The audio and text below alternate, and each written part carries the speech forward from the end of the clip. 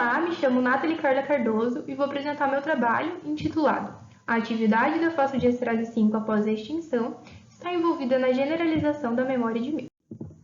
O transtorno do estresse pós-traumático é uma doença neuropsiquiátrica caracterizada pela exposição a um evento traumático, como, por exemplo, ataques terroristas, o que leva à formação de uma memória traumática forte que desencadeia a sintomatologia do TET. Os tratamentos disponíveis atualmente possuem uma baixa eficácia e, além disso, os pacientes com TEPT podem expressar a memória traumática mesmo mediante pistas e contextos não associados ao trauma, devido à ocorrência da generalização, que também se associa à resistência aos tratamentos.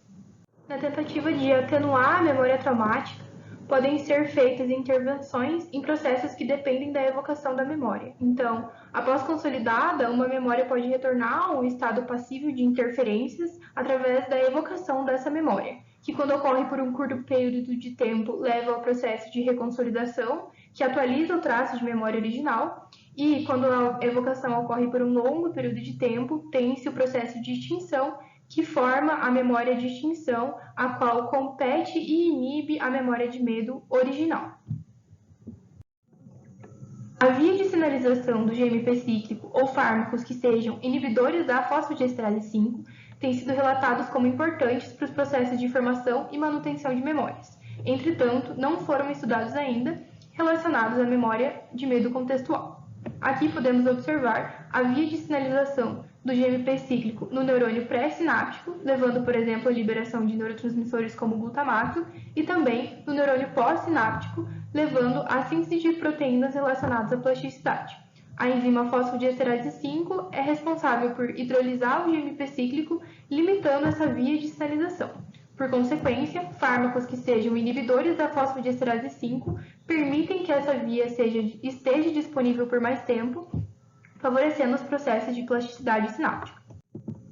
Por isso, o objetivo desse trabalho foi avaliar os efeitos da inibição da fosfodiesterase 5 através da administração de um inibidor dessa enzima, o vardenafil, nos processos de reconsolidação e de extinção da memória de medo contextual. Para isso, então, foram utilizados ratos Wistar machos adultos, submetidos ao condicionamento de medo ao contexto, onde, no primeiro dia, os animais passaram por uma sessão de familiarização, seguida do condicionamento no dia seguinte. Um dia após o condicionamento, foi realizada uma sessão de evocação longa, de 20 minutos, para levar à extinção da memória, ou uma evocação curta, de 3 minutos, para desencadear a reativação e a consequente reconsolidação dessa memória. 5 minutos após a evocação longa ou curta, os animais foram tratados com vardenafil ou veículo. E 1 e 10 dias após essa evocação, foram testados no teste A1 e A2 para avaliar a expressão da memória de medo. Além disso, um dia após o teste A1 e o teste A2, foram realizados os testes B1 e B2 em um contexto neutro não condicionado para avaliar a generalização dessa memória.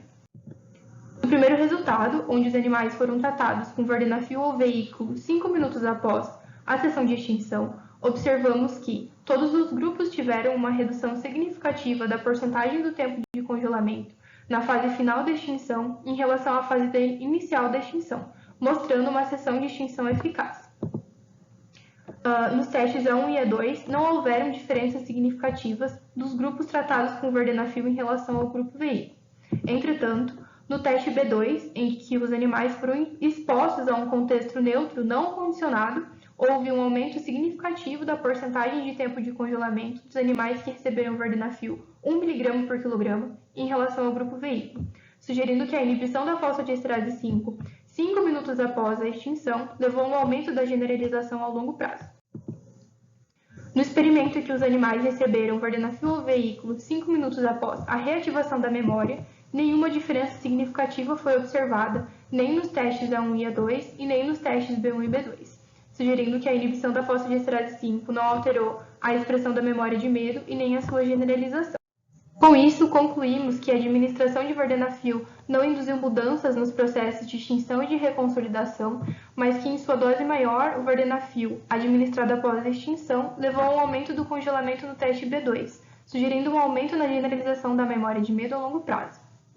Isso sugere uma atividade da enzima fosfodiesterase 5 após a extinção no processo de generalização do medo ao longo do tempo.